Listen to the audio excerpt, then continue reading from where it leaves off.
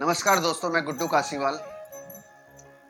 आज का जो विषय है, जो हमारे शरीर में आत्माराम जो पाए जाते हैं, एक विषय मैंने वो चुना है। और दूसरा विषय चुना है कि हम लोग जो मृत्यु के उपरांत हम लोग दाह संस्कार के जो बाद में है उसकी राख को प्रवाह करते हैं, उसका क्या महत्व है। तो आइए इसी विषय पर हम चर्चा करते हैं।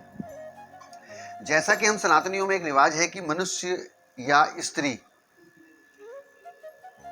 को दाह संस्कार के बाद उसकी अस्थियां प्रवाह करने का प्रावधान हमारे सनातनियों में है। तो उसमें तो कुछ प्रश्न भी है इसमें कि मानव शरीर में आत्माराम कैसे दिखता है, मतलब किस प्रकार का दिखता है, और मानव शरीर में आत्माराम क्या है। आप उन चमत्कारों के बारे में क्या सोचते हैं जो वास्तव में हर किसी के जीवन में होते हैं और इसका आत्माराम से क्या संबंध है। तो आत्माराम का हमारे जो जीवन से क्या संबंध है, इसके बारे में भी बताएंगे आपको। तो आइए इस पूरी वीडियो को आप देखिए। तो सबसे पहले हम बात करते हैं, जैसे हम शमशान में जाते हैं, किसी भी शमशान में हम लोग जाते हैं। आत्माराम दाह संस्कार की प्रक्रिया के बाद मिली एक हड्डी है और बुद्ध या ध्यान में बैठे किसी मतलब मूर्ति जैसी दिखती है वो। अगर आपने देखा होगा तो ये जैसे आपको इस फोटो में दिख रहा है, इस प्रकार की दिखती है। तो आत्माराम जो है हड्डी का एक टुकड़ा है जो हृदय के निकटतम पसली पिंजरे का एक हिस्सा है जहां पर आत्मा रहती है। वैसे तो आत्मा को पूरे शरीर में बताया जाता है, लेकिन कहा जाता है कि यही बिंदु केंद्र है, मतलब हमारी आत्मा का जो बिंदु केंद्र है वही है। वैसे तो मानव शरीर में 206 तरह की हड्डियां पाई जाती हैं, तो उसमें से भी एक जो है टुकड़ा हड्डी का, इसी को माना गया है आत्माराम को। तो अब इसमें एक चीज और भी मैं बताना चाहूंगा आपको कि जब कोई महिला गर्भ धारण करती है तब ऐसा कहा गया है कि पहले 3 माह में इसी आत्माराम की उत्पत्ति होती है। जो आकृति है इसी की सबसे पहले इसी की बनती है 3 माह के पहले, 3 माह में। तो उसी के बाद स्त्री को बताया जाता है कि वह जो है अपने पुत्र या पुत्री को, या फिर जो भी है वो पेट से है, वो जन्म देने वाली है। वैसे तो हर व्यक्ति आत्माराम को जल प्रभावित कर लेते हैं, परंतु कई साधक आपने देखे होंगे, कई तंत्र विद्या करने वाले, जो तांत्रिक जिन्हें हम लोग कहते हैं, आत्माराम को जो है अपनी तांत्रिक विद्याओं की सिद्धि करने के लिए इसका उपयोग करते हैं। और इसमें मैं ये भी बताना चाहूँगा आपको कि ऐसा नहीं है कि भाई हम लोग उसको बेचते हैं, हम लोग तो प्रवाह कर देते हैं।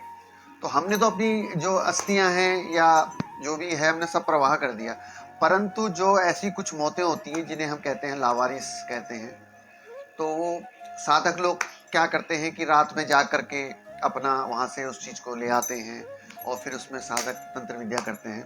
तो इसका जीवन में वो उपयोग, सदुपयोग तो खैर बहुत कम लोग करते हैं, लेकिन दुरुपयोग काफ़ी लोग करते हैं।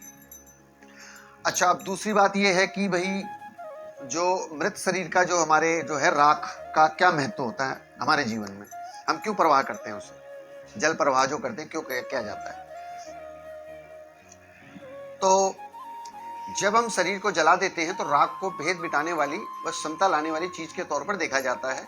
जो विभूति आप लगाते हैं उसका एक पहलू यह है कि जब आप उसे शरीर के एक खास हिस्से पर लगाते हैं तो यह आपके भीतर एक संतुलन जो है लाती है, क्योंकि विभूति का काम जो है समता लाना ही है।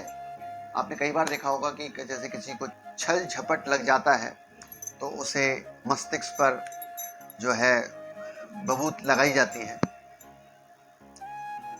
तो उसकी एक अपनी एक क्षमता है और संतुलन लाने का भी है। तो इसमें खास किस्म की साधना करने वाले, मतलब जो तंत्र विद्या वाले जो साधक हैं, खास किस्म की साधना करने वाले लोग या वे लोग जो विभूतियों का प्रयोग बेहद तीव्र तरीके से करना चाहते हैं, हमेशा शमशान से ही राख लाते हैं। इसके लिए आप उस राख को या तो किसी नदी में बहा देते हैं, आपने देखा होगा सर कि हम लोग उस राख को नदी में बहा देते हैं, या फिर उसको हवा में यूं ही उड़ा देते हैं।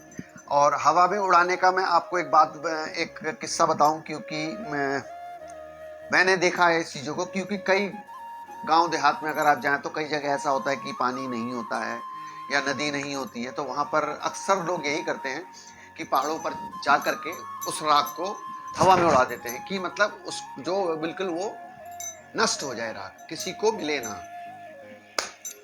तो इसी का जो है मतलब वो है कि साधक या कोई भी ऐसा व्यक्ति जो तंत्र विद्या करता हो इसका दुरुपयोग ना कर पाए। तो इसके लिए हमने कई चीज़ें देखी हैं। तो मैं तो यही कहूँगा कि सनातन धर्म में जो है हम लोग बहुत सारी अच्छी चीज़ें हैं जो हमें सीखने को मिलती हैं, देखने को मिलती हैं। अगर आपको ये मेरा चैनल अच्छा लगा हो तो इसे लाइक करें, सब्सक्राइब करें। धन्यवाद, नमस्कार।